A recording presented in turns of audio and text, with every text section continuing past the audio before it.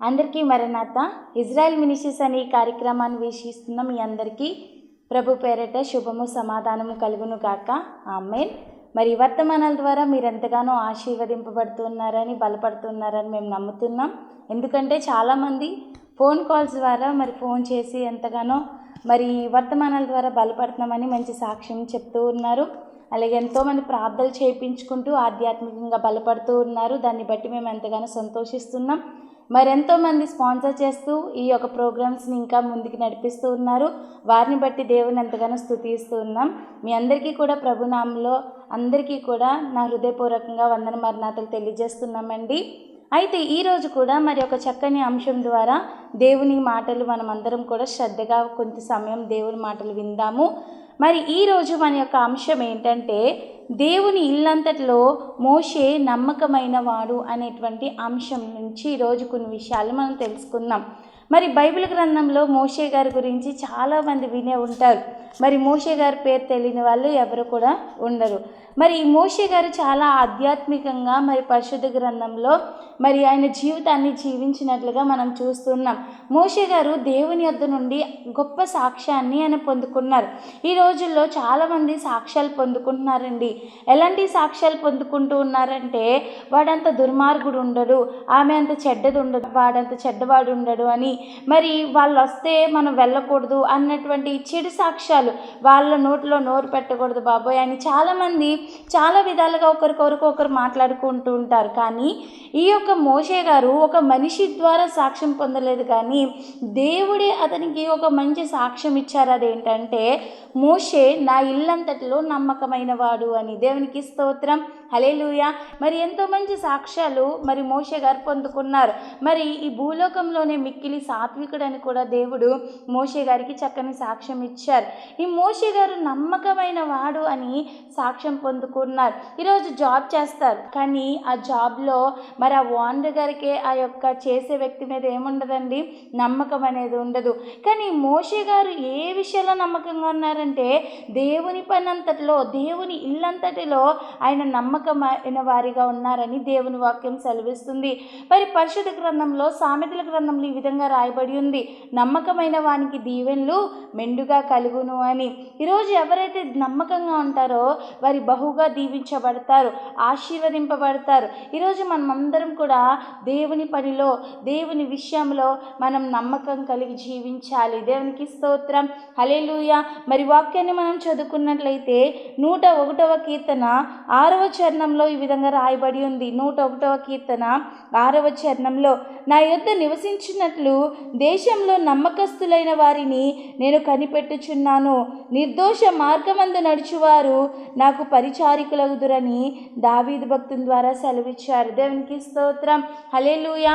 ఇక్కడ దేవుని వాక్యం రాయబడి ఉంది, దేవుడు కనిపెడుతూ ఉన్నారు ఎవరు నమ్మకస్తులుగా ఉన్నారు అని. ఈరోజు అటువంటి నమ్మకంగా మనం ఉన్నామండి. దేవుడి పనిలో కానీ, మీరు చేసిన ఉద్యోగంలో కానీ మీరు నమ్మకంగా జీవిస్తూ ఉన్నారా?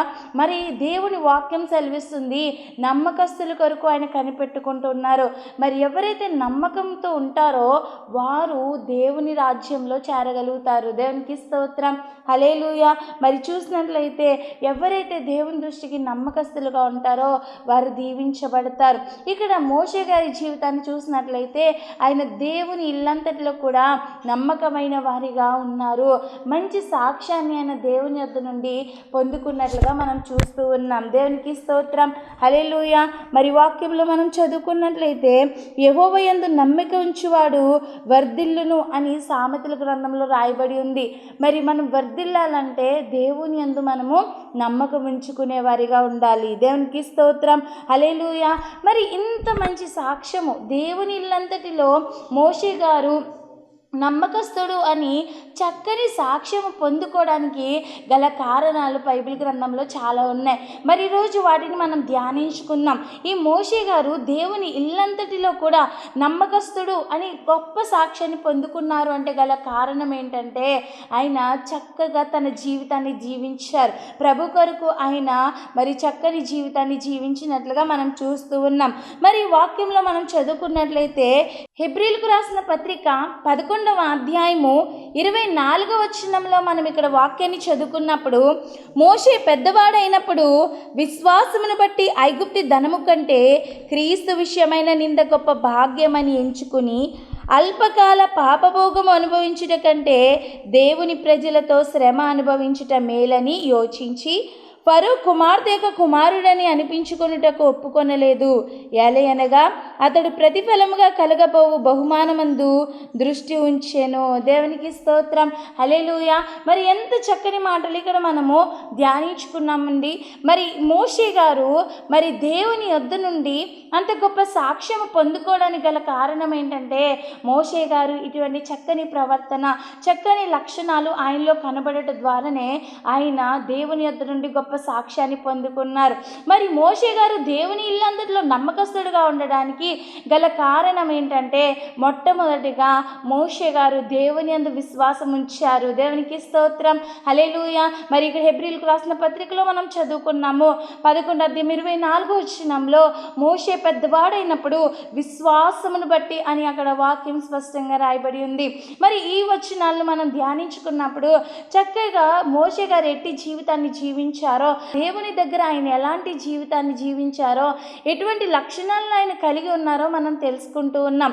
మొట్టమొదటిగా మరి ప్రియ దేవుని బిడ్డలారా, మోషే గారు దేవుని యందు విశ్వాసం ఉంచారు. దేవునికి స్తోత్రం, హల్లెలూయా. మరి గొప్ప సాక్ష్యం పొందుకోవడానికి గల కారణం ఏంటంటే, దేవుని యందు ఆయన విశ్వాసం ఉంచారు. ఈరోజు మరి మనము దేవుని పైన విశ్వాసం ఉంచగలుగుతున్నామా? మరి వాక్యాన్ని చదువుకున్నట్లయితే విశ్వాసం లేకుండా దేవుడికి ఇష్టడై ఉండుట అసాధ్యము అని దేవుని వాక్యం సెలవిస్తుంది. మరి మనం విశ్వాసం కలిగి జీవించినప్పుడు దేవునికి ఇష్టలుగా మనం కాగలుగుతాము. అందుకే మోషే గారు దేవునికి ఇష్టడయ్యారు. దేవుని యొద్ద నుండి గొప్ప సాక్ష్యాన్ని ఆయన పొందుకోగలిగారు. మరి ఈరోజు నీవు దేవుని యందు విశ్వాసం ఉంచగలుగుతున్నావా? మరి విశ్వాసి అనే పేరు ఉంది కానీ మన జీవితాల్లో విశ్వాసం అనేది కనిపించట్లేదు కదండి.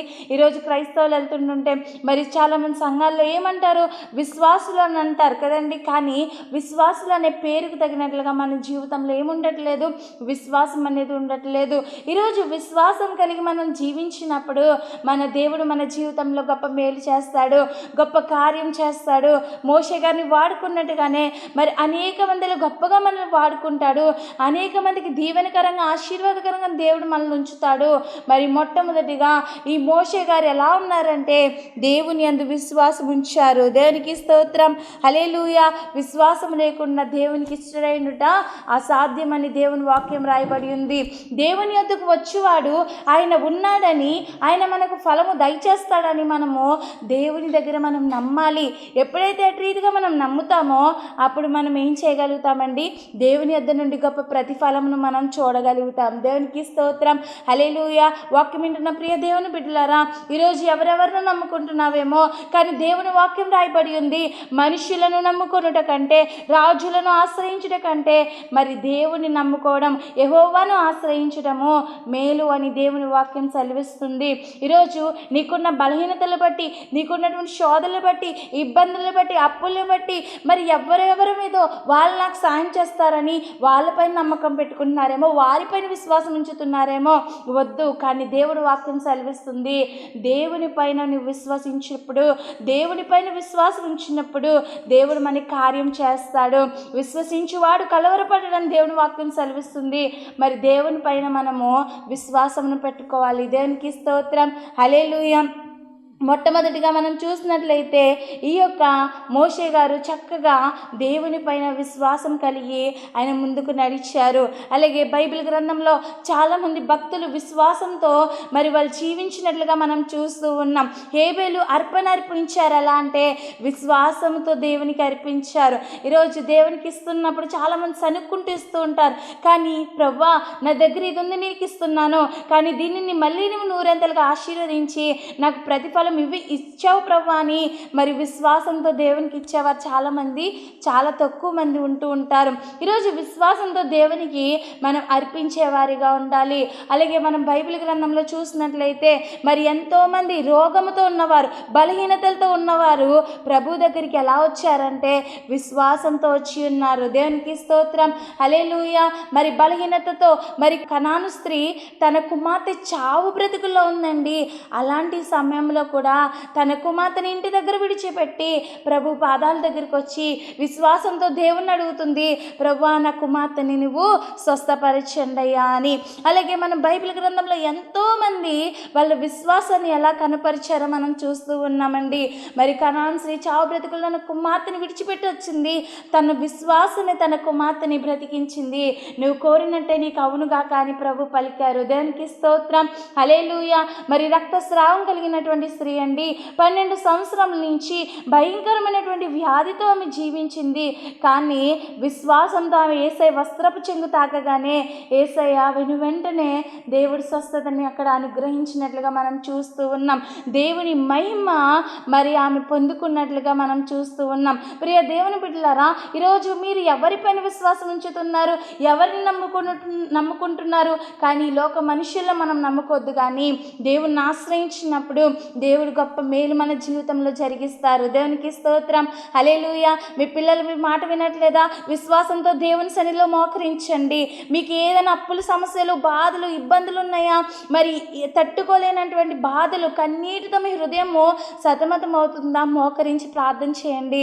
యేసయ్యా నేను ఈ సమస్యతో బాధపడుతున్నానని విశ్వాసంతో ప్రార్థించినప్పుడు దేవుడు కార్యం చేస్తాడు. మరి బలహీనతతో మీరు బాధపడుతున్నారా? కడుపు నొప్పి అవ్వచ్చు, తలపోటు అవ్వచ్చు, కళ్ళు సమస్యలు అవ్వచ్చు, కిడ్నీ సమస్యలు అవ్వచ్చు, లివర్ సమస్యలు, ఏ బలహీనతలైనా ఈ రోజుల్లో చిన్న వయసు నుంచి పెద్ద వయసు వరకు కూడా అందరికీ కూడా కాళ్ళ నొప్పులు, నడుము నొప్పులు, అందరూ అనేకమైనటువంటి సమస్యలతో బాధపడుతున్నారండి. కానీ మన దేవుడు ఒకటి చెప్పాడు, మరి విశ్వాస సహితమైన ప్రార్థన ఆ రోగిని స్వస్థపరుస్తుంది. ఈరోజు మోషే గారు కలిగి ఉన్నటువంటి ఆ విశ్వాసమును ఈరోజు మీరు కూడా విశ్వాసము కలిగి, ప్రవ్వా నేను రోగినై ఉన్నాను, నన్ను బలపరచు ప్రవ్వా, నన్ను స్వస్థపరచు ప్రవ్వా అని విశ్వాసంతో ప్రభు పాదాలు చెంతకొచ్చినప్పుడు యేసయ్యని బలహీనత నుంచి విడిపించడానికి శక్తివంతుడై ఉన్నారు. హల్లెలూయా. మరి రెండవదిగా మనం చూసినట్లయితే మోషే గారు దేవుని కొరకు ఐగుప్తు ధనాన్ని విడిచిపెట్టారు. దేవునికి స్తోత్రం, హల్లెలూయా. మరి మోషే గారి జీవితంలో మనం చూసినట్లయితే మరి ఎంతో రాజభోగాలు అనుభవిస్తున్నటువంటి మోషే గారు ఆ ధనం నాకు ఏది వద్దని దేవుని కొరకు ఐగుప్తు ధనాన్ని విడిచిపెట్టి వచ్చినట్లుగా మనం చూస్తూ ఉన్నాం. ఈరోజు మనం దేవుని కొరకు దేనినైనా విడిచిపెట్టగలగాలండి. అబ్రహాము గారిని దేవుడు పిలిచినప్పుడు అబ్రహాము గారు తన ఇంటి వారిని, తన బంధువుల్ని, తన దేశమును అన్నిటినీ కూడా విడిచిపెట్టి, తనవన్నీ అన్నీ కూడా విడిచిపెట్టి దేవుని కొరకు దేవుని పిలుపునందుకుని ఆయన ముందుకు సాగారు. ఈరోజు మోషే గారు కూడా మనం చూసినట్లయితే ఐగుప్తు ధనాన్ని విడిచిపెట్టినట్లుగా మనం చూస్తూ ఉన్నాం. కానీ ఈ లోకంలో చాలామంది ధనానికి ఎక్కువ ఇంపార్టెన్స్ ఇస్తారు, దేవుని కన్నా కూడా ధనాన్ని ఎక్కువ ప్రేమించే వాళ్ళు ఉన్నారు. మరి ఆదివారం సన్నిధికి ఎందుకు రాలేదంటే చాలామంది చెప్పే సమాధానము, ఆ రోజు వెళ్తే నాకు డబల్ జీతం ఇస్తానన్నారు, శాలరీ నాకు ఇంకా ఎక్కువ పడుతుంది, కాబట్టి నేను ఆ రోజు వెళ్ళిపోయానని చెప్తూ ఉంటాను. ఈ రోజుల్లో చాలామంది ధనాన్ని ఎక్కువ ప్రేమించే వారు కనిపిస్తున్నారు. కానీ ఈ యొక్క మోషే గారి జీవితంలో మోషే గారు అంతటి గొప్ప సాక్ష్యాన్ని పొందుకోవడానికి గల కారణం ఏంటంటే, దేవుని ఇల్లంతటిలో ఆయన నమ్మకంగా ఉండడానికి గల కారణం ఏంటంటే, దేవుని కొరకు, దేవుని ప్రజలు ఆ యొక్క బానిస బ్రతుకులను విడిపించుట కొరకు ఆయన ఐగుప్తు ధనాన్ని విడిచిపెట్టి దేవుని కొరకు ముందుకు వచ్చారు. దేవునికి స్తోత్రం, హల్లెలూయా. మరి వాక్యాన్ని చదువుకున్నట్లయితే మత్తయి సువార్త 6వ అధ్యాయము 24వ వచనంలో మనం చూసినప్పుడు, ఎవడును ఇద్దరు యజమానులకు దాసుడిగా ఉండనేరడు, మీరు దేవునికిని సిరికిని దాసులుగా ఉండనేరని వాక్యం సెలవిస్తూ ఉంది. దేవునికి స్తోత్రం, హల్లెలూయా. మరి ఉంటే మనం ఒక్కరికి దాసులుగా ఉండగలం కదండి. మరి దేవుడి వాక్యం కూడా అదే సెలవిస్తుంది, మీరు దేవునికి అలాగే సిరికి కూడా దాసులుగా ఉండాలంటే ఉండలేరు. మరి మనం దేవుని ప్రేమిస్తే ఈ ధనాన్ని విడిచి విడిచిపెట్టాలి. మరి ధనాన్ని విడిచిపెడితే దేవుణ్ణి మనం ఎంత మాత్రం ప్రేమించలేమండి. అందుకే దేవుని వాక్యం సెలవిస్తుంది, లోకమును ప్రేమించే వారిలో తండ్రి ప్రేమ ఉండదని దేవుని వాక్యం సెలవిస్తూ ఉంది. మరి మనం ప్రేమిస్తే ఈ లోకమును, ఈ ధనాశలు మనం ప్రేమిస్తే తండ్రి ప్రేమను మనం ఎంత మాత్రం కూడా పొందుకోలేము. అందుకే సామెతల గ్రంథంలో చక్కని మాట రాయబడి ఉంటుంది. మరి ఈ యొక్క మనము ధనాన్ని ప్రేమించినప్పుడు ధనమును నమ్ముకుని వాడు పాడైపోనని దేవుని వాక్యం సెలవిస్తుంది. ధనాశ మనలో ఎంత మాత్రం కూడా ఉండకూడదు. మరి చూసినట్లయితే ప్రతి ఒక్కరికి డబ్బులు అవసరం లేదండి. ఈరోజు నేను వాక్యం చెప్పానని మీరు డబ్బులు సంపాదించొద్దని చెప్తున్నారేంటి అని అనొద్దు. కానీ నేను డబ్బులు సంపాదించొద్దు అని అనట్లేదు, కానీ మన యొక్క పోషణ కొరకు మనం సంపాదించుకోవాలి. కానీ చాలామంది ధనాన్ని ఎక్కువ ప్రేమించి దానికి ఎక్కువ ఇంపార్టెన్స్ ఇస్తూ ఉంటారు. కానీ ఆ ధనం ఇచ్చే దేవుని మనం ప్రేమించాలి తప్ప. ఎందుకంటే దేవుని వాక్యం సెలవిస్తుంది, యెహోవా ఆశీర్వాదం ఐశ్వర్యం ఇచ్చును, నరుల కష్టాజీతం చేత అది ఎంత మాత్రం కూడా, ఆ కష్టం చేత అది ఎంత మాత్రము ఎక్కువ కాదు అని దేవుని వాక్యం రాయబడి ఉంది. కాబట్టి మనం ధనానికి ఎక్కువ ఇంపార్టెన్స్ ఇవ్వకూడదు, కానీ ఈ ధనాన్ని కూడా మనం విడిచిపెట్టాలి.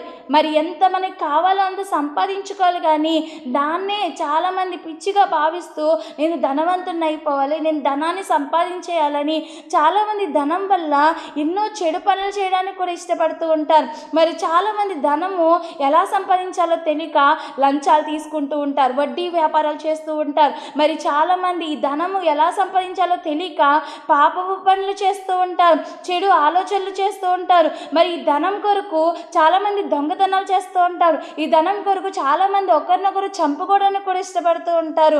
మరి కాబట్టి ధనము చాలా చెడ్డది. కాబట్టి ఎంత మనం ద్వేషించుకుంటే అంత మంచిది. కాబట్టి దేవా ఎంత కావాలో మనం అంతే సంపాదించుకోవాలి, కానీ దాన్ని ఎక్కువ ప్రేమించేవారుగా మనం ఎంత మాత్రమో ఉండకూడదు. దేవునికి స్తోత్రం, హల్లెలూయా.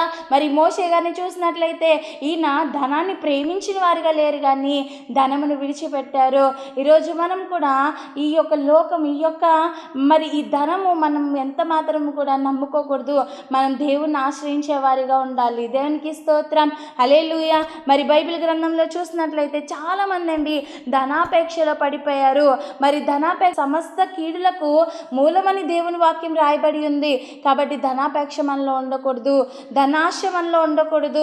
కాబట్టి మనం చూసినట్లయితే ఇస్కరియోతు యూదా ధనముకు ఆశపడిపోయి, మరి వెండి నాణములకు ఆశపడిపోయి ఏం చేశాడండి, యేసు ప్రభువారిని ఆయన అమ్మివేసినట్లుగా మనం చూస్తూ ఉన్నాం. అలాగే బిలాము గారు ధనాపేక్షలో పడిపోయి దైవ దర్శనాన్ని పోగొట్టుకున్నట్లుగా మనం చూస్తూ ఉన్నాము. అలాగే అననీయ సప్పీరా వాళ్ళు ధనాశలో పడిపోయి పరిశుద్ధాత్మదేవుణ్ణి మోసపుచ్చినట్లుగా మనం చూస్తూ ఉన్నాము. మాకు ఇంతే వచ్చిందని వాళ్ళు అబద్ధం చెప్పారు దేవుని దగ్గర. ఈరోజు మనం చూసినట్లయితే అటువంటి ధనాశ మనలో ఉందేమో.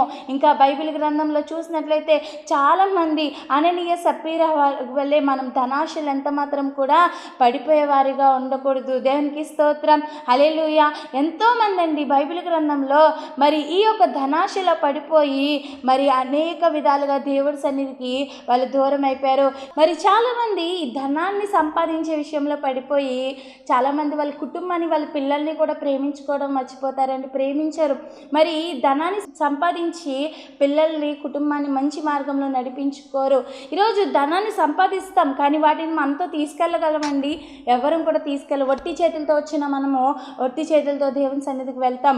కాబట్టి మనం అందరం కూడా ఈ లోకంలో పడిన మనం ప్రయాస అంతా కూడా ప్రభు కొరకు ప్రయాసపడినప్పుడు మరి మంచి ప్రతిఫలం మనం అందరం కూడా ఆయన రాజ్యంలో పొందుకోగలము. దేవునికి స్తోత్రం, హల్లెలూయా. అలాగే మోషే గారు మూడవదిగా మరి మంచి సాక్ష్యం పొందుకోవడానికి గల కారణం ఏంటంటే మోషే గారు చక్కని జీవితం ఆయన జీవించారు. మూడవదిగా ఆయనలో ఉన్నటువంటి మంచి లక్షణం ఏంటంటే దేవుని కొరకు ఆయన నింద అనుభవించడానికి కూడా సిద్ధపడ్డారు. దేవునికి స్తోత్రం, హల్లెలూయా. మరి మూడవదిగా మోషే గారు క్రీస్తు విషయమైన నింద గొప్ప భాగ్యమని ఎంచుకున్నారు. దేవునికి స్తోత్రం, హల్లెలూయా. ఈరోజు మనం కూడా అంతే. నింద వచ్చినప్పుడు, అవమానం వచ్చినప్పుడు మనం ఎంత మాత్రం దేవుని విడిచిపెట్టకూడదు. కానీ మరి ప్రభు నిమిత్తం మనం నింద పడడానికి కూడా మనము సిద్ధపడేవారిగా ఉండాలి. దేవునికి స్తోత్రం. హల్లెలూయా. అన్యులు, ప్రభుని ఎరగని వారు, మరి క్రైస్తవులను చూసి అనేకమైన వారు మరి మనల్ని నిందిస్తూ ఉంటారు. కానీ ప్రభు కొరకు మనం ఏం చేయాలంటే ఆ నిందలను బట్టి మనం ప్రార్థన చేసినప్పుడు వాళ్ళని కూడా దేవుడు ఏం చేస్తాడండి, ప్రభులోకి నడిపిస్తారు. కాబట్టి మనం అందరం కూడా ప్రార్థన చేయాలి. దేవుని కొరకు మనం నిందల, అవమానాలు కూడా అనుభవించడానికి సిద్ధపడాలి. మరి వాక్యాన్ని మనం చదువుకున్నప్పుడు మత్తయి సువార్త 5వ అధ్యాయము 11-12 వచనంలో దేవుని వాక్యం రాయబడి ఉంది. నా నిమిత్తము అంటే ప్రభు నిమిత్తము జనులు మిమ్మల్ని నిందించి హింసించి మీ మీద అబద్ధముగా చెడ్డ మాటలలో పలుకున్నప్పుడు మీరు ధన్యులు, సంతోషించి ఆనందించుడి, పరలోకమందు మీ ఫలము అధికమగునని ప్రభు సెలవిచ్చుచున్నారు. దేవునికి స్తోత్రం. హల్లెలూయా. కానీ ఆ నిందను బట్టి మనం దేవుడి దగ్గర మనం మొరపెట్టాలి. ఆ నిందను మనం సహించాలి. ఈ యొక్క మోషే గారికి అనేకమైన నిందలు వచ్చాయి, అనేకమైనటువంటి శ్రమలు వచ్చాయి. అయినప్పటికీ కూడా దేవుని కొరకు వాటన్నిటిని అయినా మరి అనుభవించారు. మరి అవి ఏమి కూడా బాధపడలేదు, కానీ ప్రభు కొరకు ఆ నిందను అనుభవించారు. మనం చూసినట్లయితే లోక రక్షకుడైన యేసు ప్రభు వారు పుట్టడానికి మరియమ్మ గారు ఎన్ని నిందలు అనుభవించి ఉంటారు. ఆమెకి ఎంగేజ్మెంట్ అయిపోయింది మరియమ్మ గారికి. మరి యోసేపు గారు కూడా అనుకుంటున్నారు ఈమెను ఎవరికి తెలియకుండా రహస్యముగా విడిచిపెడదామని. కానీ అలాంటి నిందలు ఎన్నో వచ్చినప్పటికీ కూడా యోసేపు గారికి గాబ్రియేలు దేవత చెప్పింది. అయితే మరి అందరూ కూడా అవమానించడం మొదలుపెట్టారు, నిందించడం మొదలుపెట్టారు. అయినా కూడా ఆ నిందలన్నీ ఆమె భరించడం ద్వారానే లోకరక్షకుడు మరి ఆమె గర్భంలో జన్మించారు. మరి గొప్ప మంచి తల్లిగా మరియమ్మ గారు మనకి కనిపిస్తూ ఉన్నారు. ప్రియ దేవుని బిడ్డలారా, ఈ వాక్యం వింటున్న మనం కూడా ప్రభు కొరకు మనం నిందలు అనుభవించడానికి కూడా సిద్ధపడాలి. ఎవరైనా మనం ఏదైనా మాట అంటున్నప్పుడు, దేవుని కొరకు ఏదైనా మనకి నింద వస్తున్నప్పుడు మనం ఏం చేయాలంటే తప్పకుండా ఆ నిందను అనుభవించే వారిగా ఉండాలి. ప్రభుకు అప్పగించుకోవాలి. మరి మనం ఎంత మాత్రం పగ తీర్చుకోకూడదు. కానీ దేవునికి అప్పచెప్పినప్పుడు దేవుడే వాళ్ళని కూడా ప్రభు సన్నిధికి నడిపిస్తారు. దేవునికి స్తోత్రం. హల్లెలూయా. మరి చూసినట్లయితే 4వదిగా మోషే గారు అల్పకాల పాపభోగములను విడిచిపెట్టినట్లుగా మనం చూస్తున్నాము. ఆయన పాపమును విడిచిపెట్టేసరి పూర్తిగా దేవుల్లో అనేక మందిని ఆయన నడుస్తూ అనేక ప్రజల్ని మరి దేవుల్లోకి నడిపిస్తూ ఉన్నారు. ఈరోజు పాపము, ఈ లోకంలో ఉన్న పాపమును మనం విడిచిపెట్టాలి. లోకంలో ఉన్నదంటే శరీరాశ, నేత్రాశ, జీవోత్తమం అని దేవుని వాక్యం రాయబడి ఉంది. ఈరోజు ఈ పాపము, ఈ లోకంలో ఉన్నటువంటి పాపం అనే లోకంలో మనం ఎంత మాత్రం కలగకుండా ఈ లోకాశలు మనం విడిచిపెట్టాలి. చాలామంది అనుకుంటూ ఉంటారు, వాళ్ళు అలాంటి డ్రెస్ వేసుకున్నా నేను అలాంటి డ్రెస్ వేసుకోవాలి, వాళ్ళు అలా మేకప్ చేసుకున్నా నేను అలా మేకప్ చేసుకోవాలి. చాలామంది వస్త్రధారణలో, మరి చాలామంది మరి మాటల్లో ఎంతోమంది ఏదో విధంగా జీవిస్తూ ఉంటారు. కానీ ఈ లోక పాపములు మనం అంటకుండా మనల్ని మనం పరిశుద్ధపరుచుకునే వారిగా ఉండాలి. దేవునికి స్తోత్రం. హల్లెలూయా. కాబట్టి దేవుని వాక్యం రాయబడి ఉంది, అల్పకాల పాపభోగములను మనం విడిచిపెట్టుకునే వారిగా ఉండాలి. దేవునికి స్తోత్రం. హల్లెలూయా.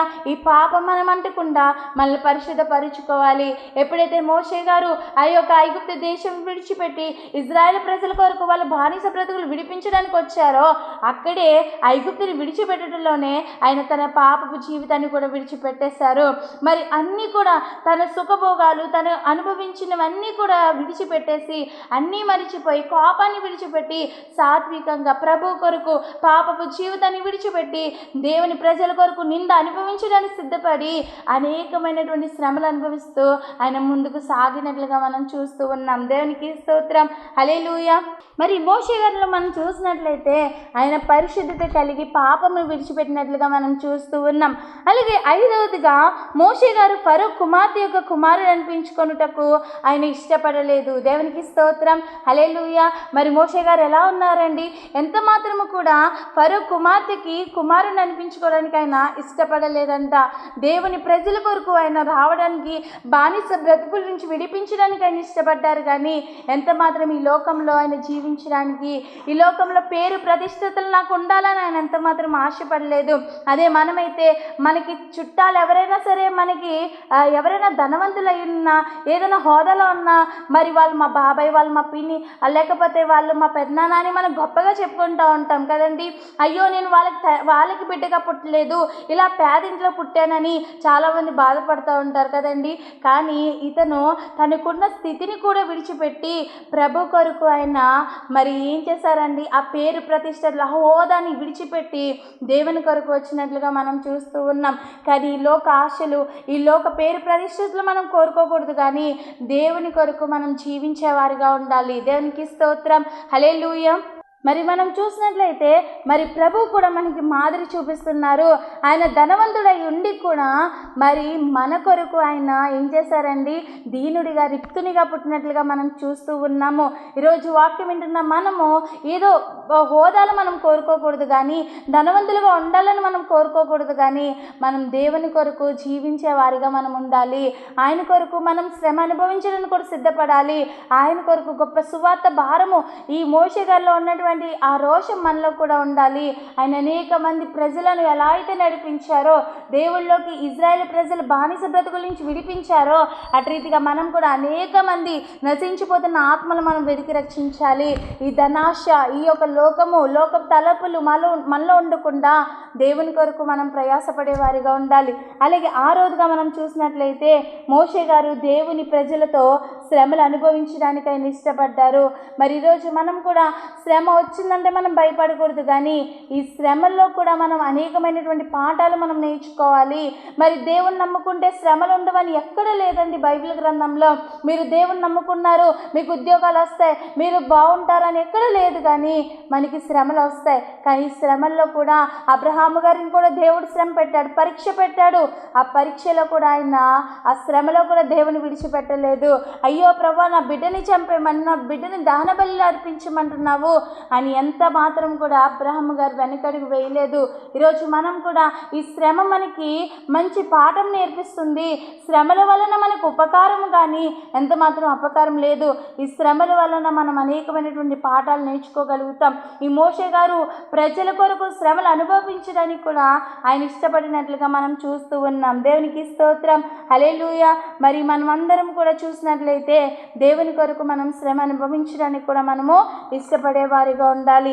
అలాగే 7వదిగా మోషే గారు దేవుడు ఇచ్చేటువంటి గొప్ప బహుమానంపై దృష్టి ఉంచారు. దేవునికి స్తోత్రం, హల్లెలూయా.